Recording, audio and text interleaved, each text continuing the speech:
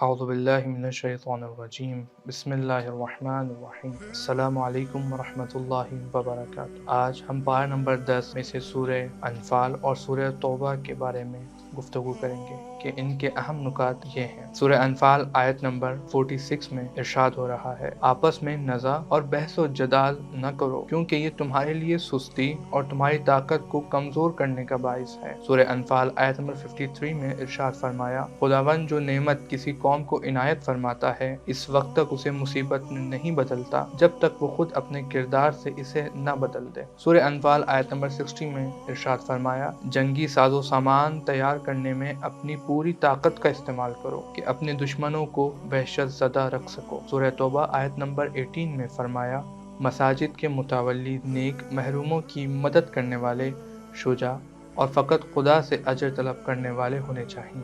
سورہ توبہ آیت نمبر 28 میں ارشاد فرمایا، کفار کے ساتھ قطع تعلقی اور اقتصادی پابندیوں کی وجہ سے پیدا ہونے والے فقر سے نہ گھبراؤ کہ خداوند متعال کی ذات اپنے کرم و لطف سے انہیں بے نیاز کر دے گی۔ سورہ توبہ آیت نمبر 32 میں ارشاد فرما رہا ہے، کافر ہمیشہ یہ چاہتے ہیں کہ دین اور ہدایت الہی کو اپنی تبلیغ کے ذریعے ختم کر دیں، لیکن خداوند متعال کی ذات ان کے راستے کو سختی سے روکے ہوئے ہے۔ سورہ توبہ آیت نمبر 71 میں ارشاد ہو رہا ہے، مومن مرد اور مومنہ عورتیں ایک دوسرے کے لیے خیر خواہ ہیں، وہ نیک کاموں کی ترغیب دیتے ہیں اور برائی سے روکتے ہیں۔ سورہ توبہ آیت نمبر 54 میں خدا نے فرمایا، سستی اور کاہلی کے ساتھ نماز نہ پڑھو اور خدا کی راہ میں بدلے ناخواستہ خرچ نہ کرو کیونکہ اس طرح انجام دیا ہوا عمل قبول نہیں کیا جائے گا۔ سورہ توبہ آیت نمبر 85 میں ارشاد ہو رہا ہے، بے دین لوگوں کی مال و اولاد کی فراوانی تمہیں فریفتہ نہ کر دے کہ خداوند متعال آخرت میں انہی چیزوں کے ذریعے انہیں عذاب